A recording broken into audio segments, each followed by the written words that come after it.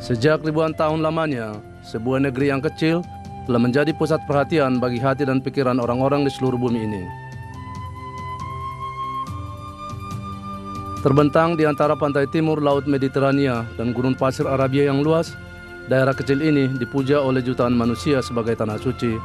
Dari generasi ke generasi, tingkatan peristiwanya telah ikut menentukan jalan hidup manusia dan nasibnya. Inilah tanah suci dalam Alkitab, tanah yang dijanjikan kepada Abraham oleh Allah, tanah yang dituju oleh Musa ketika dia memimpin orang Israel keluar dari Mesir, tanah di mana Yosua membawa laskar Israel menyeberangi sungai Yordan untuk menaklukkannya. Di tempat ini, seorang pengembala muda membunuh seorang raksasa dari Filistin yang bernama Goliat. Di atas pembukitan inilah Raja Daud membangun ibu kota Yerusalem. Tepat di tempat ini pula, putra Daud, yaitu Salomo, membangun tempat ibadah yang pertama bagi orang Ibrani. Akan tetapi dari semua itu, inilah tanah suci dari Yesus, tanah di mana 2000 tahun yang lalu sebuah agama baru diciptakan. Sebuah agama yang menjanjikan kerajaan surga, sebuah agama yang bertumbuh dan berkembang ke seluruh dunia. Sekarang sebagaimana kita bergerak dari fajar permulaan kepada terang milenium baru.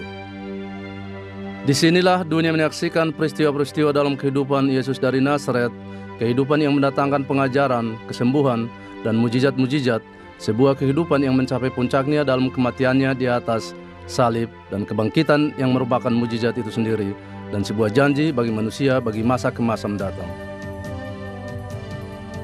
Film ini mengajak saudara untuk ikut ambil bagian dalam sebuah perjalanan menikmati kekayaan negara ini. Saudara akan dibawa untuk mengunjungi tempat-tempat di mana peristiwa-peristiwa yang membentuk dunia ini terjadi. Inilah perjalanan sepanjang masa, sebuah perjalanan dari masa ke masa, sebuah perjalanan di negeri Yesus.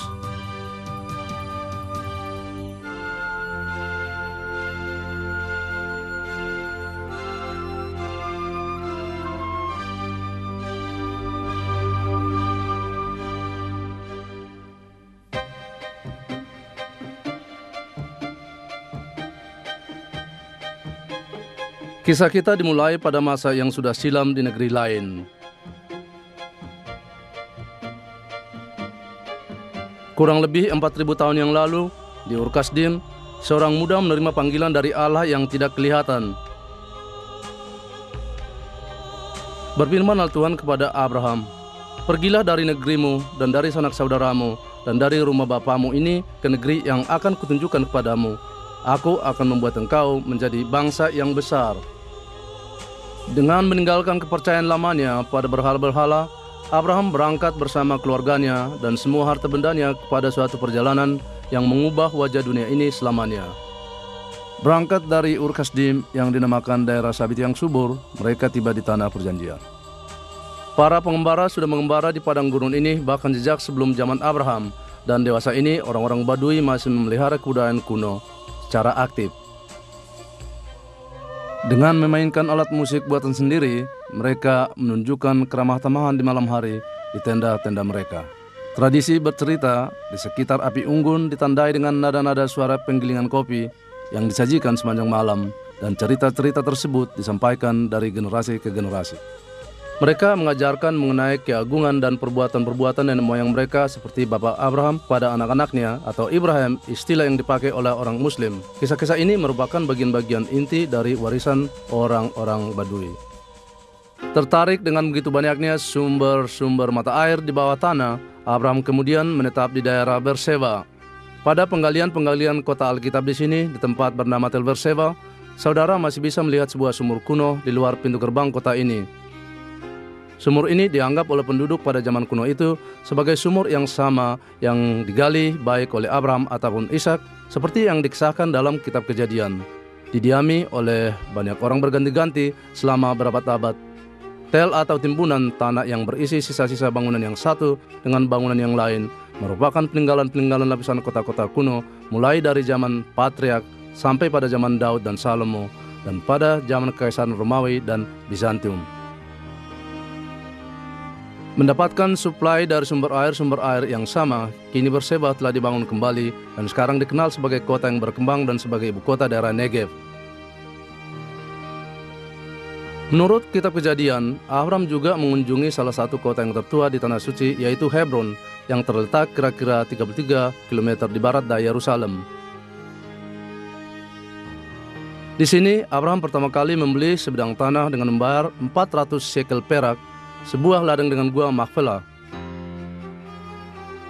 Dia menghendaki agar gua tersebut menjadi makam istrinya Sarah yang sudah sakit-sakitan. Menurut legenda, tanah tersebut juga merupakan kubur Adam dan Hawa. Di tengah-tengah gua tersebut ada sebuah ruangan utama. Ada 2 tugu peringatan atau batu peringatan. Mengikuti tradisi, gua Makpelah yang saat ini dipuja-puja oleh orang-orang Yahudi, Kristiani, dan orang Muslim merupakan kubur dari hampir semua leluhur dalam Perjanjian Lama.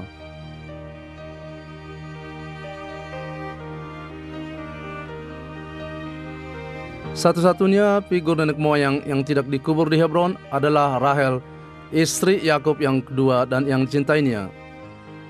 Rahel mati ketika melahirkan Benyamin di sini pada jalan dekat Bethlehem, sebelah selatan Yerusalem. Berabad-abad lamanya, kubur Rahel telah menjadi suatu daya tarik bagi para peziarah yang berasal dari ketiga agama monoteistik. Para wanita, terutama wanita Yahudi, datang ke sini ke makam Rahel yang berkubah putih untuk berdoa bagi kesuburan mereka dan proses persalinan yang lancar bagi anak-anak mereka. Abraham juga bepergian ke Mesir, negara tetangga yang besar di sebelah selatan. Cicit Abraham, Yusuf, pemilik jubah maha indah, juga dibawa ke Mesir. Dijual sebagai budak oleh saudara-saudaranya yang iri hati, Yusuf akhirnya menjadi orang kedua tertinggi di Mesir sebagai raja muda di bawah Firaun.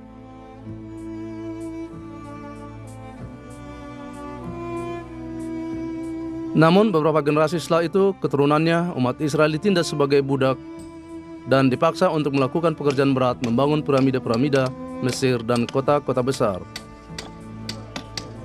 Hanya ketika seorang anak yang terhilang tumbuh besar di istana, kemudian mendapati dari keturunan mana dia sebenarnya, maka umat yang diperbudak tersebut memperoleh secerca harapan untuk bisa kembali ke tanah perjanjian. Dengan membelah Laut Mati, Musa sang pangeran Mesir memimpin rombongan besar yang baru keluar dari Mesir ke Gunung Allah yang biasanya dianggap sebagai Gunung Sinai di tengah-tengah padang gurun tersebut.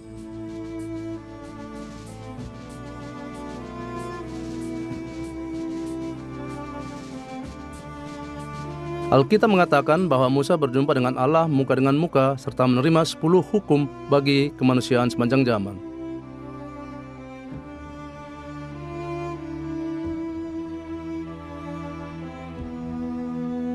Selama 40 tahun kemudian, anak-anak Israel berkelana di padang gurun. Akhirnya mereka tiba di tanah perjanjian.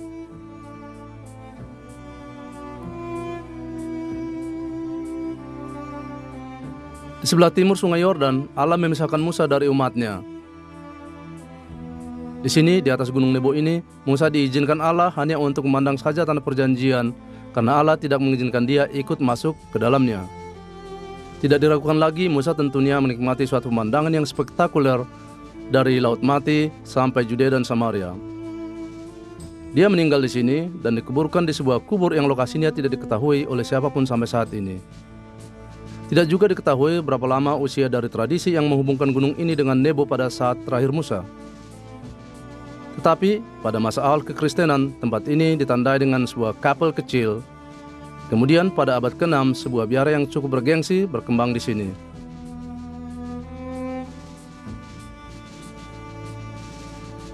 Lantai ini yang ditemukan pada abad yang lalu oleh arkeolog Fransiskan adalah salah satu mozaik yang terindah di biara tersebut.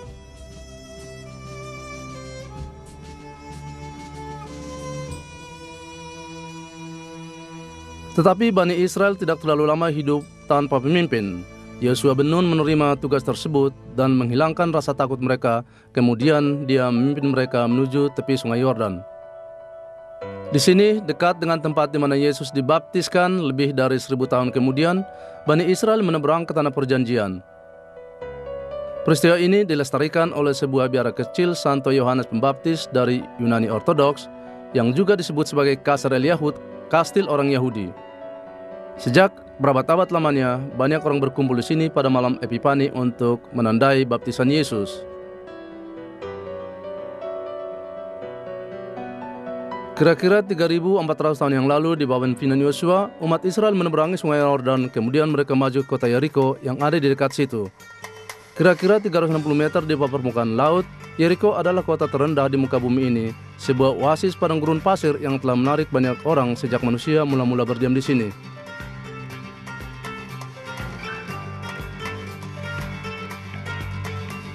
Memandang panorama Yeriko masa kini, tampaklah tanaman yang begitu rimbun yang disuplai oleh mata air padang gurun Yudea yang memancar sepanjang tahun. Itulah sebabnya mudah untuk melihat mengapa daerah ini juga disebut sebagai kota dengan ribuan pohon korma.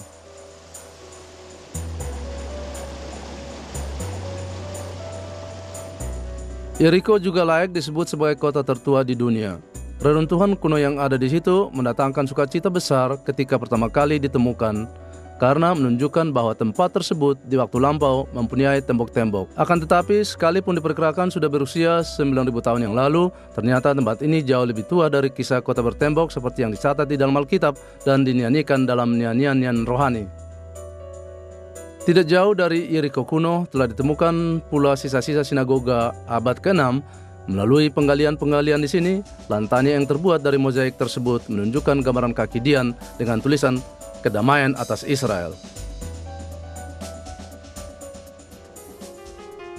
Kedamaian nampaknya masih belum nampak juga. Pasukan Yosua menjelajahi daerah sebelah utara melalui tanah perjanjian dan berdiri di bawah tembok bermenara, yaitu Hatsor. Salah satu kota terbesar di Kanaan, Alkitab mengatakan bahwa Raja Hatsorlah yang memimpin tentara gabungan Kanaan untuk melawan Yosua. Akan tetapi Bani Israel membunuh raja tersebut dan membakar habis kota tersebut. Para ahli purbakala meningkapkan adanya 21 lapisan kota peradaban di tempat kediaman Hatsor di atas bukit yang diperkuat dengan benteng. Sebuah kota besar ternyata pernah berkembang di sini pada zaman perunggu, dan penggalian arkeologi menemukan sejumlah lempengan tanah liat selama bertahun-tahun. Diperkirakan berasal dari abad 18 sebelum Masehi. Prasasti-prasasti ini membuktikan mengenai status kota ini sebagai pusat administrasi. Sejumlah patung dewa yang terbuat dari tembaga dan beberapa kuil khas Kanaan yang masih utuh ditemukan di sini beberapa tahun belakangan ini, yang membawa para ahli kepada suatu kesimpulan bahwa Hatsor memang merupakan pusat penyembahan berhala pada saat itu, selain juga sebagai kota besar di Kanaan.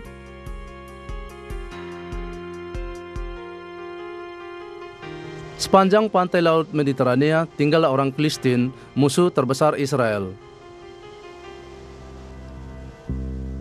Di sini di kota kuno Askalon, barang-barang peninggalan kuno mengingatkan kembali pada kisah Simson. Setelah dirayu dan dilemahkan oleh Delila, Simson ditangkap oleh orang Filistin dan dibawa ke Gaza. Di sini mereka merantai dia ke pilar-pilar kuil mereka dan siap untuk mempersembahkan dia kepada dewanya Dagon. Tetapi dipenuhi dengan kuasa Tuhan, Simson menarik pilar-pilar tersebut sampai seluruh bangunan kuil tersebut runtuh dan menjatuhi orang Filistin yang sedang berpesta pora. Di antara reruntuhan yang dapat dilihat saat ini di Askalon adalah patung-patung dan tiang-tiang dari zaman Helenis dan tentara salib.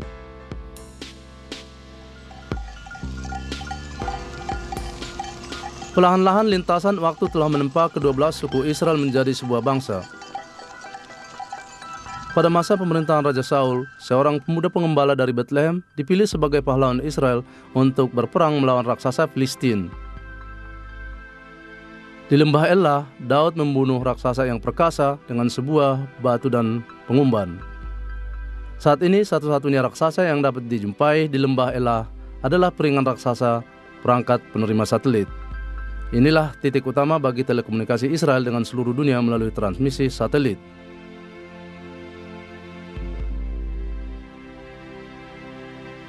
Kira-kira lebih dari 3.000 tahun yang lalu, Raja Daud mengepung sebuah kota yang diperkuat dengan kubu-kubu di puncak bukit Yerusalem, yang pada waktu itu dikuasai oleh orang-orang Yebus, salah satu suku Kanaan. Pasukan Daud menaklukkan kota yang sangat kuat pertahanannya dengan menerobos masuk melalui satu-satunya titik lemah, yaitu saluran air. Setelah penaklukan tersebut, Daud membuat Yerusalem menjadi ibu kota kerajaannya. Beberapa bagian dari kota ini pada masa kini masih tetap sama dengan Yerusalem yang di dalam Alkitab. Ini merupakan model dari Yerusalem pada zaman Daud. Di bawah pemerintahan Daud, kerajaan ini menjadi besar dan kuat. Tetapi putranya lah yaitu Salomo yang kemudian dipercayakan untuk mengemban suatu tugas pembangunan rumah Tuhan yang permanen.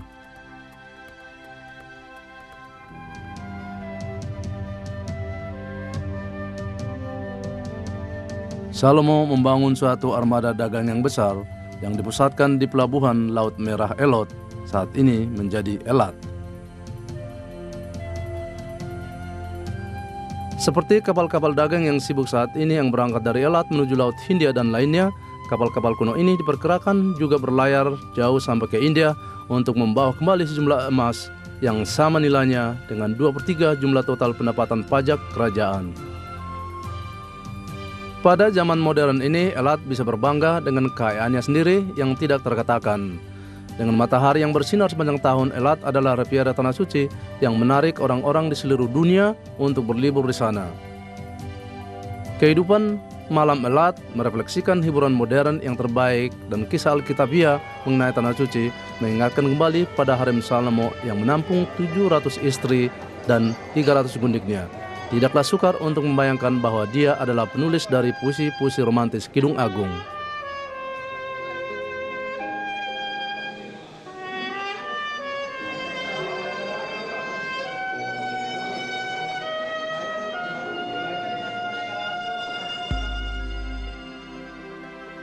Elat memiliki dunia bawah air yang unik dengan keindahan batu-batu karang laut serta spektrum kehidupan laut yang berwarna-warni.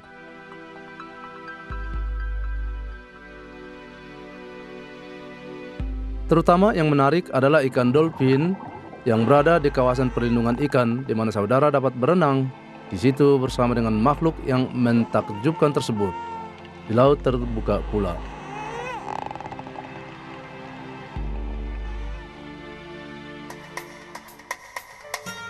Ketika Salomo bermaksud untuk membangun sebuah bait suci yang besar bagi Tuhan di Yerusalem, maka melalui pelabuhan Jaffa, salah satu pelabuhan yang tertua di dunia, Raja Ponisia dari Tirus yaitu Hiram mengirimkan kayu terbaik, kayu aras dan semara dari Lebanon, batu yang terbaik, serta para ahli yang sangat cakap untuk membantu membangun bangunan besar tersebut yang dilapis dengan emas murni. Setelah 7 tahun lamanya, maka selesailah bangunan megah tersebut dan tabut perjanjian dibawa dengan penuh kemenangan dari tabernakal menuju ke bait suci.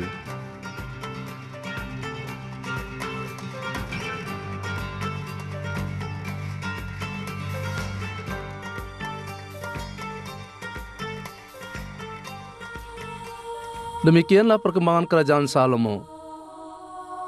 Di sini di Megiddo, kira-kira di tengah-tengah antara Yerusalem dan Galilea, Salomo mendirikan sebuah istana yang mengagumkan. Lokasi ini mengendalikan rute strategis mulai dari Laut Tengah sampai ke lembah Israel yang subur dan sampai ke Damaskus di Syria.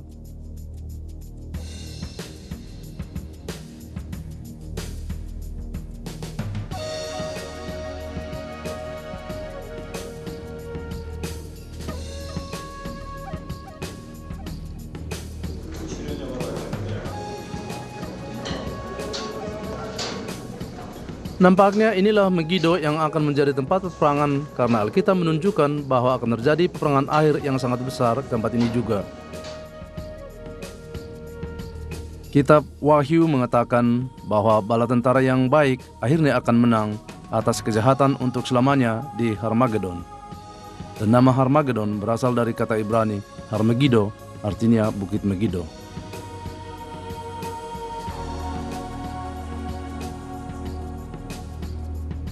Tidak jauh dari Megiddo, ketinggian mulai bertambah sampai ke Gunung Karmel.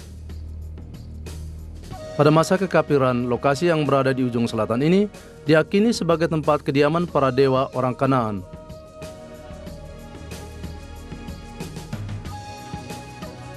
Beberapa generasi setelah pemerintahan Salomo, di sini di antara pebukitan tersebut, nabi besar yang ada di dalam Alkitab yaitu Elia menantang dan mengalahkan 450 nabi Baal.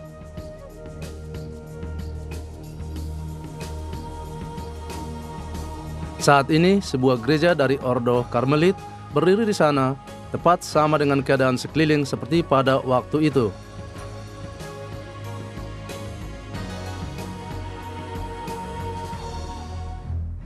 Pada abad ke-8 sebelum Masehi, Asyur maju menuju ke ibu kota Yerusalem. Raja yang berkuasa pada waktu itu adalah Hizkia yang begitu ketakutan menghadapi penerbuan tersebut dan berusaha untuk dapat melindungi kota. Seluruh suplai kebutuhan air bagi kota Yerusalem kuno datang dari tempat terpencil di sini di lembah Kidron, mata air Siloam.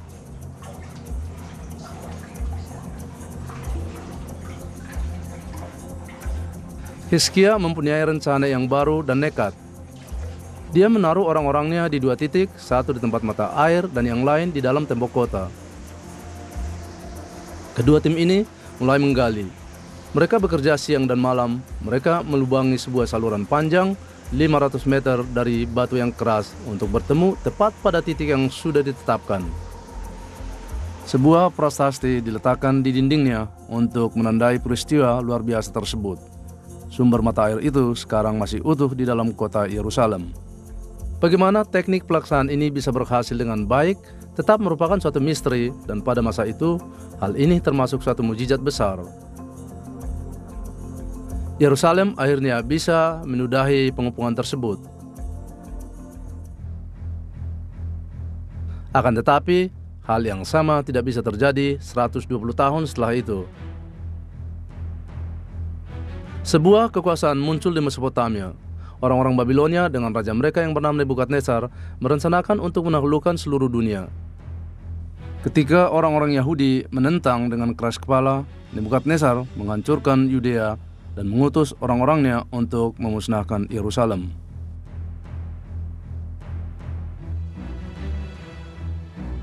Tradisi mengatakan bahwa ketika melihat pasukan yang semakin mendekat, maka Raja Sedekia berusaha lari melalui gua buatan manusia tersebut yang diyakini menembus sampai ke Laut Mati.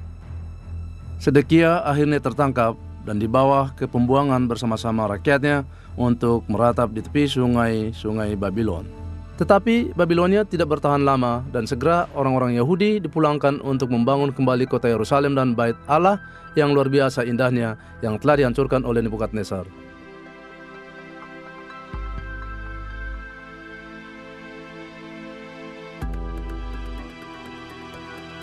Di bawah kekuasaan Alexander Agung, Tanah Suci berkembang dengan pesat dan salah satu kota yang sangat cemerlang adalah Bet-Sean. Berada di bagian utara lembah Yordan, ini merupakan sebuah kota yang penting bahkan dalam zaman Alkitab. Tubuh Raja Saul yang telah dipancung dipakukan di tembok kota ini setelah dikalahkan oleh tentara Filistin. Di bawah Daud, kota ini bertumbuh menjadi sangat penting. Kemudian Raja Salomo membangun kembali tembok-temboknya yang besar. Tel atau lapisan kota tua ini dimulai dari saat tersebut dan penggalian telah menyangkapkan penemuan-penemuan dan informasi yang sangat banyak dari masa ini.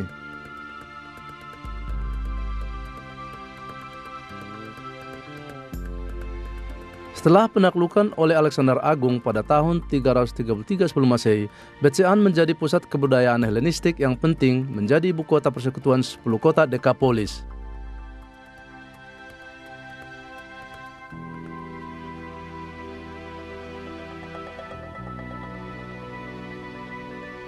Di Bet-Sean ada banyak mozaik yang indah dan gedung teater yang menakjubkan.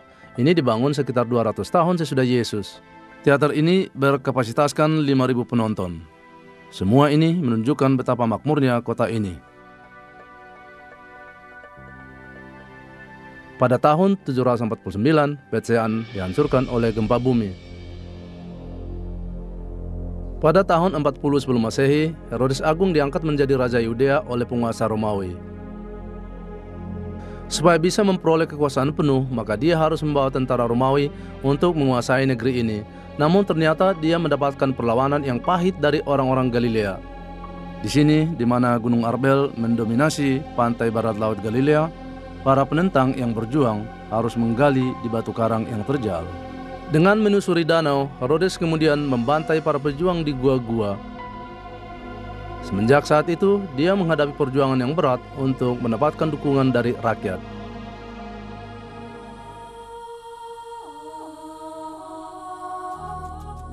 Segera setelah dia memperoleh kekuasaan, Herodes mulai mencanangkan program pembangunan.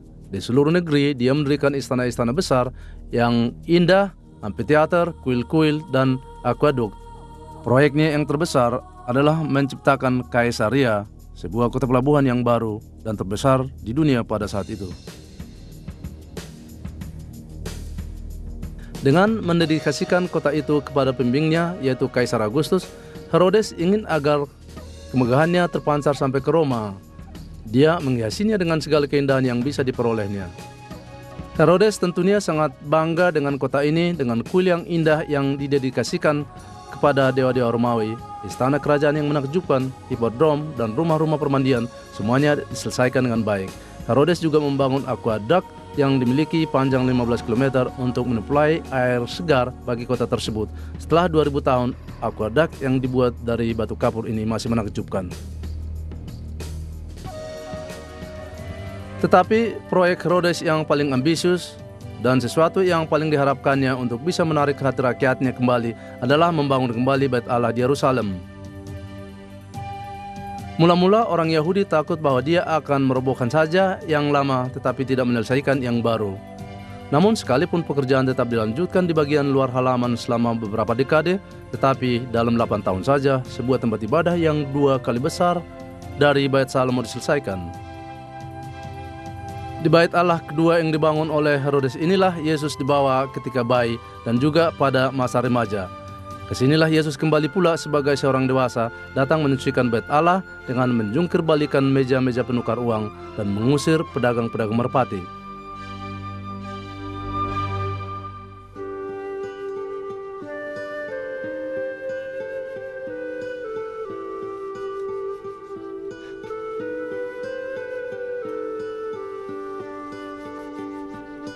Inilah Bukit Sabda Bahagia, tampak di bawah pemandangan Laut Galilea. Disinilah pada awal masa pelayanannya di mana Yesus bersabda kepada murid-muridnya, "Berbahagialah orang miskin di hadapan Allah karena merekalah yang mempunyai kerajaan sorga. Berbahagialah orang yang berduka cita karena mereka akan dihibur. Berbahagialah orang yang lemah lembut karena mereka akan memiliki bumi." Kata-kata ini diambil dari khotbah di bukit. Di dataran Galilea bawah terletak pegunungan-pegunungan Zebulun dan Naftali dipenuhi dengan pohon zaitun dan padang rumput yang ditumbuhi dengan semak-semak yang berbau harum, nampak dipenuhi dengan domba-domba yang sedang merumput. Pada zaman Yesus, pegunungan-pegunungan ini masih tertutup dengan hutan-hutan dan kota Nazaret yang dewasa ini sedang berkembang pesat dulu hanyalah merupakan desa kecil saja.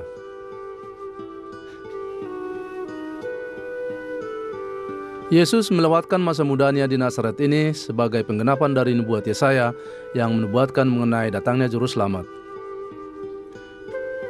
Sebab itu, Tuhan sendirilah yang akan memberikan padamu suatu pertanda. Sesungguhnya seorang perempuan muda mengandung dan akan melahirkan seorang anak laki-laki, dan ia akan menamakan dia Immanuel. Sebab seorang anak telah lahir untuk kita, seorang putra telah diberikan untuk kita. Lambang pemerintahan ada di atas bahunya, dan namanya disebutkan orang Penasihat yang ajaib, Allah yang perkasa, Bapa yang kekal, Raja damai. Dengan sejarahnya yang sudah beribu-ribu tahun lamanya, Nazaret adalah salah satu kota kuno di Tanah Suci. Saat ini merupakan metropolis yang berkembang pesat. Kota ini didominasi oleh Basilika Pemberitahuan Berita Sukacita sebagai gereja terbesar di daerah Timur Tengah. Dengan bentuk menyerupai sebuah mercusuar, basilika ini merayakan peristiwa penting ketika berita sukacita itu disampaikan kepada Maria oleh malaikat Gabriel, yaitu bahwa dia telah dipilih untuk melahirkan Juru Selamat. Dan ini berarti laksana mercusuar bagi Galilea dan seluruh dunia. Tradisi mengatakan bahwa ini merupakan gua di mana Maria menerima pesan sebagaimana yang diuraikan dalam Injil Lukas.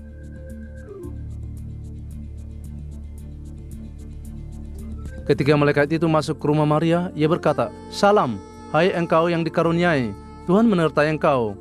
Sesungguhnya engkau akan mengandung dan akan melahirkan seorang anak laki-laki, dan hendaklah engkau menamai dia Yesus." Tidak jauh dari Basilika Pemberitahuan Berita Sukacita, berdirilah sebuah gereja yang lebih kecil yang didedikasikan bagi Yusuf. Ini didirikan di atas apa yang diyakini sebagai tempat kerja Yusuf dan tempat tinggal dari keluarga kudus. Tradisi pertukangan kayu masih bertahan di Nazaret sampai saat ini. Keahlian mengerjakan kayu pohon, pohon zaitun, diturunkan dari ayah kepada anaknya dari generasi ke generasi, seperti halnya pada masa Yesus. Matius menceritakan kepada kita bahwa ketika Yusuf bertunangan dengan Maria, maka dia mendapati bahwa Maria telah mengandung. Sebagai seorang yang bijaksana dan tidak ingin mempermalukan Maria di depan umum, maka dia bermaksud menceraikannya secara diam-diam. Tetapi ketika dia sedang mempertimbangkan maksud itu, malaikat Tuhan nampak kepadanya dalam mimpi dan berkata, "Yusuf anak Daud, janganlah engkau takut mengambil Maria sebagai istrimu, sebab anak yang di dalam kandungannya adalah dari Roh Kudus." Beberapa bulan berlalu, Maria diberitahu bahwa Elisabet sepupunya juga mengandung. Maria datang dari Nazaret ke desa En-Karem yang sekarang merupakan pinggiran kota Yerusalem untuk mengunjungi sepupunya. Mozaik di tembok gereja pekunjungan ini melukiskan perjalanan Maria yang sulit dari Nazaret ke En-Karem yang didirikan untuk merayakan perjumpaan kedua wanita istimewa ini. Manakala Elisabet menyambut sepupunya, maka bayi yang ada dalam kandungannya melonjak kegirangan. Kemudian dia berseru dengan suara nyaring, "Diberkatilah engkau di antara semua perempuan, dan diberkatilah buah rahimmu." Ketika putra Elisabet dilahirkan, mereka menyebutnya Yohanes yang bertumbuh untuk dikenal di seluruh dunia sebagai Yohanes Pembaptis. Pada masa itu, sebuah maklumat dikeluarkan oleh gubernur Romawi yang mewajibkan setiap orang Yahudi supaya mendaftarkan diri masing-masing di kotanya sendiri. Yusuf yang berasal dari keluarga dan keturunan Daud harus berangkat bersama Maria ke kota Betlehem. Jalur terdekat menuju Betlehem dari Nazaret adalah melalui provinsi Samaria, maka Yusuf dan Maria tentunya akan mengambil jalan ini melalui daerah orang Samaria yang di atas gunung Gerizim. Masih aktif sampai hari ini, orang-orang Samaria tersebut yang merupakan sekte Yahudi yang terpisah masih terlihat tetap melaksanakan upacara yang sama semenjak zaman Bait Allah kedua.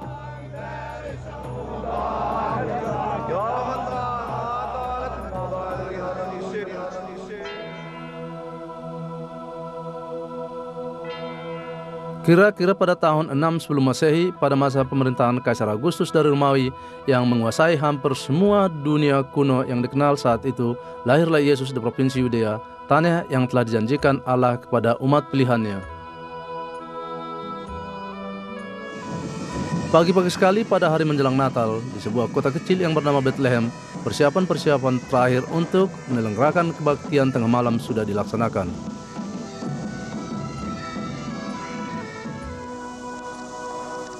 Di dalam gereja tempat kelahiran Yesus masih tampak lengang. Tapi dalam waktu beberapa jam setelah itu, basilika kuno ini akan dipenuhi dengan umat yang menyanyikan lagu-lagu Natal dan suara litani kuno juga akan terdengar. Di bawah bangunan utama gereja tersebut, gua kelahiran Yesus tetap berada dalam keheningan. Di tengah-tengahnya ada sebuah bintang perak, bintang Bethlehem. Walaupun Bethlehem terletak di tepi padang gurun Yudea, kota ini dingin dan banyak mendapatkan hujan pada waktu-waktu ini, bahkan kadang-kadang juga salju. Itulah sebabnya para gembala mengumpulkan kawanan domba mereka di gua-gua yang ada di sekitar bukit-bukit ini. Tradisi mengatakan bahwa Maria dan Yusuf tiba di Bethlehem pada bulan Desember, maka mereka akan mencari tempat penginapan di salah satu gua-gua ini. Gua ini di padang gembala diperkirakan bentuknya sama dengan tempat yang dipakai oleh Maria dan Yusuf untuk berlindung dari cuaca dingin pada saat itu di Bethlehem. Seperti yang dikatakan di Injil Lukas, dan dia melahirkan seorang anak laki-laki, anaknya yang sulung, lalu dibungkusnya dengan lampin dan dibaringkan di dalam palungan karena tidak ada tempat bagi mereka di rumah penginapan. Para gembala dengan kawanan domba mereka di padang di sekitar gua merasakan bahwa sesuatu luar biasa sedang terjadi, melihat cahaya yang tiba-tiba muncul di salah satu gua tersebut. Dan kemuliaan Allah bersinar meliputi mereka. Lalu kata malaikat itu kepada mereka, "Jangan takut, sebab sesungguhnya aku akan memberikan kepadamu kesukaan besar untuk ke seluruh bangsa.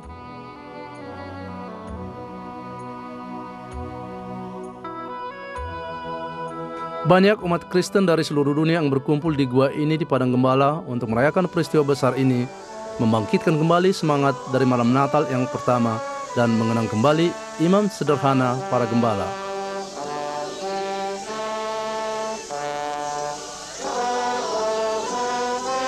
Setelah melihat dan bersujud kepada bayi Yesus, kembalilah gembala-gembala itu sambil memuji dan memuliakan Allah karena segala sesuatu yang mereka dengar dan mereka lihat.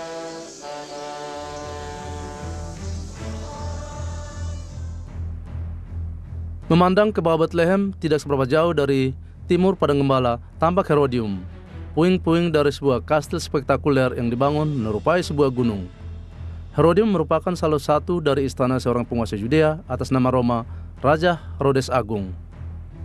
Kepadanya lah datang 3 orang Majus dari timur yang mengatakan, "Di manakah dia raja orang Yahudi yang baru lahir itu? Kami telah melihat bintangnya di timur dan kami datang untuk menyembah dia." Ketika Raja Herodes mendengar hal itu, terkejutlah ia beserta seluruh Yerusalem. Maka dikumpulkannya semua imam kepala dari ahli Taurat bangsa Yahudi, lalu dimintanya keterangan dari mereka di mana Mesias akan dilahirkan. Mereka berkata kepadanya, "Di Betlehem di tanah Yudea, karena demikianlah ada tertulis dalam kitab Nabi."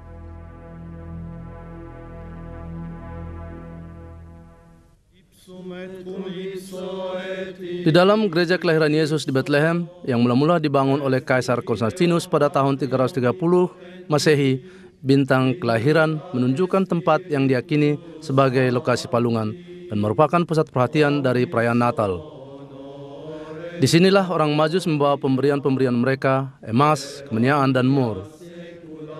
Sementara basilika kuno di atasnya secara tradisional terbagi-bagi oleh berbagai komunitas Kristiani. Semuanya penyembahan di sini di dalam gua di bawah altar utama bayi Yesus.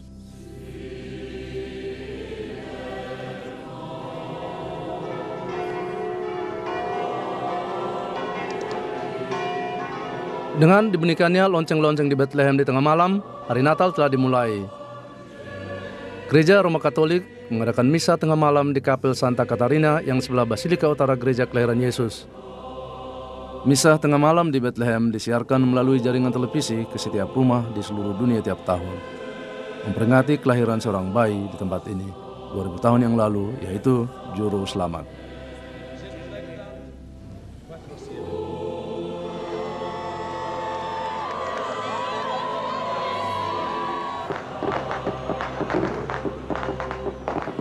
Orang-orang Majus tidak pernah kembali ke Herodes untuk memberitahu dia tempat lahirnya Kristus. Herodes dalam kecemasannya mengeluarkan perintah untuk membunuh semua anak di Betlehem yang berusia 2 tahun ke bawah. Kemudian Tuhan menampakkan diri kepada Yusuf dalam mimpi dan berkata, "Bangunlah, ambillah anak itu serta ibunya, larilah ke Mesir, dan tinggallah di sana sampai aku berfirman kepadamu, karena Herodes akan mencari anak itu untuk membunuh dia." Keluarga kudus tersebut meningkir ke Mesir, di sana mereka tinggal sampai matinya Herodes. Kemudian Yusuf, Maria, dan bayi Yesus kembali ke Nazaret.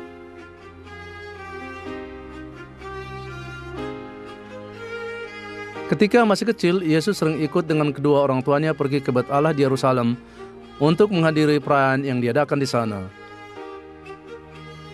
Suatu kali, sekembalinya dari perayaan Paskah, Yusuf dan Maria tiba-tiba menyadari bahwa Yesus tidak ada bersama mereka. Kemudian mereka segera kembali ke Yerusalem untuk mencari dia. Mereka akhirnya menemukan Yesus yang berusia 12 tahun sedang beradu argumentasi tentang hukum-hukum Yahudi dengan para rabi yang berpengetahuan tinggi pada masa itu. Setelah ditegur oleh kedua orang tuanya karena telah membuat mereka cemas, Yesus menjawab mereka, "Mengapa kamu mencari aku? Tidakkah kamu tahu bahwa aku harus berada di dalam rumah Bapakku?" Kira-kira tahun 27 Masehi, Yohanes Pembaptis telah mulai berkhotbah di padang gurun di sini, dekat Sungai Yordan, kurang lebih 40 km di sebelah timur Yerusalem. Yohanes mendorong agar sahabat-sahabat Yahudinya memberikan diri dibaptis untuk menyucikan diri mereka dengan air, untuk bertobat serta mempersiapkan kedatangan Mesias. "Aku membaptis kamu dengan air kepada pertobatan," katanya. "Tapi Ia yang lebih berkuasa daripadaku akan datang dan membuka tali kasutnya pun aku tidak layak. Ia akan membaptis kamu dengan Roh Kudus dan dengan api." Yesus sendiri datang ke Sungai Yordan di sini untuk dibaptis oleh Yohanes. Setelah dibenamkan, maka Yesus keluar dari dalam air, maka terbukalah sorga dan turunlah Roh Kudus dalam rupa burung merpati ke atasnya. Dan terdengarlah suara dari langit, Engkaulah anakku yang kukasihi, kepadamulah aku berkenan.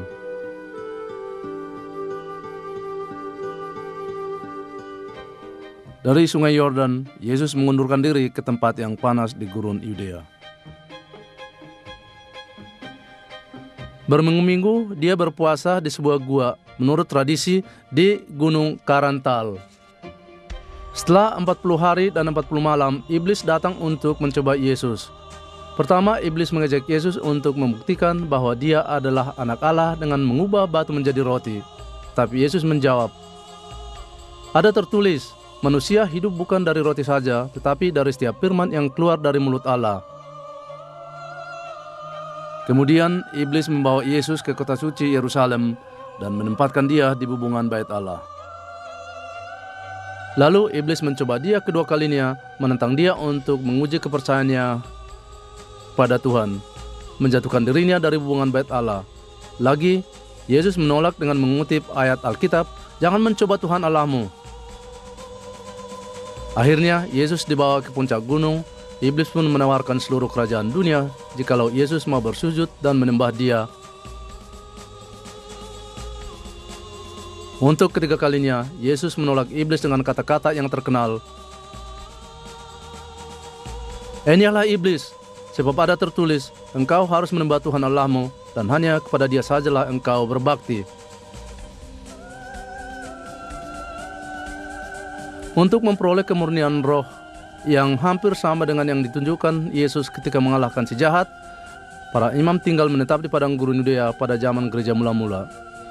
Dalam abad keempat, para imam Yunani Ortodoks membangun biara Karantal ini di lereng yang curam tersebut, sementara di bawahnya tambak sumber mata air Yeriko.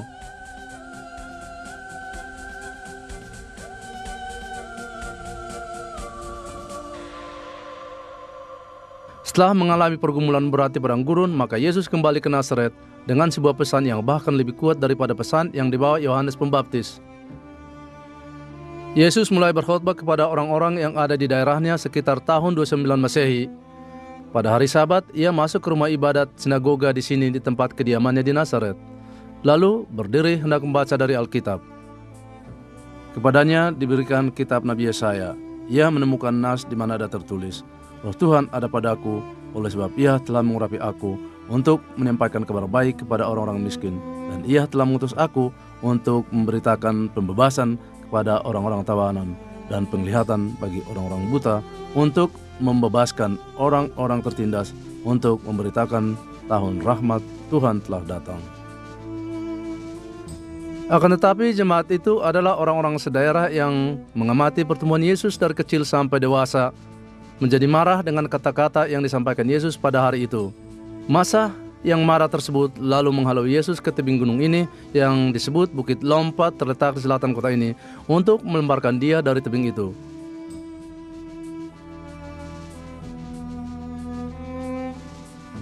Tetapi Yesus dengan tenang berbalik menghadapi mereka dan berjalan melewati mereka lalu pergi.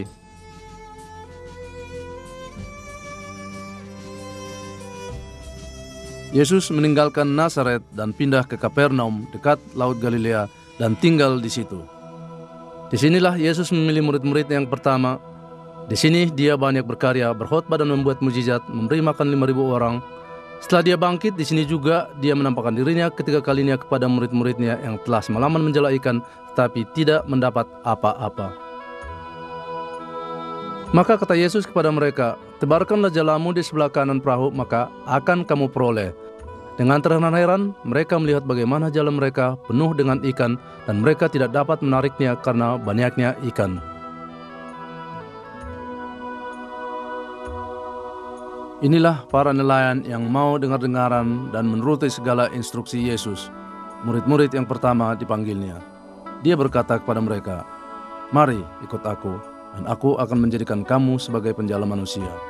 Maka Simon, yang disebut Petrus, saudara Andreas, dan Yakobus dan Yohanes meninggalkan pekerjaan mereka dan mengikut Yesus dari Nazaret.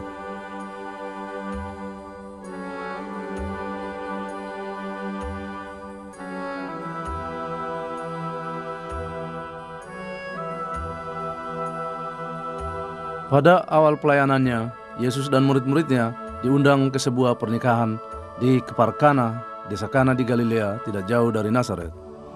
Lukisan-lukisan di dinding gereja pernikahan tersebut menggambarkan peristiwa yang pernah terjadi di sini. Pada saat itu, ketika mereka kekurangan anggur, Ibu Yesus berkata kepadanya, "Perbuatlah sesuatu, karena mereka kehabisan anggur." Lalu Yesus mengatakan kepada para nelayan agar mengisi tempayan-tempayan dengan air.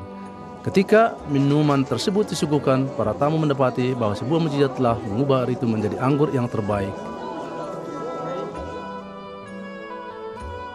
Berita mengenai mukjizat pertama ini kemudian mencapai Kapernaum, maka orang berkerumun untuk menyambut kepulangan mereka. Pada suatu hari, seorang sakit lumpuh dibawa masuk ke dalam rumah di atas tempat tidurnya dan diletakkannya di hadapan Yesus.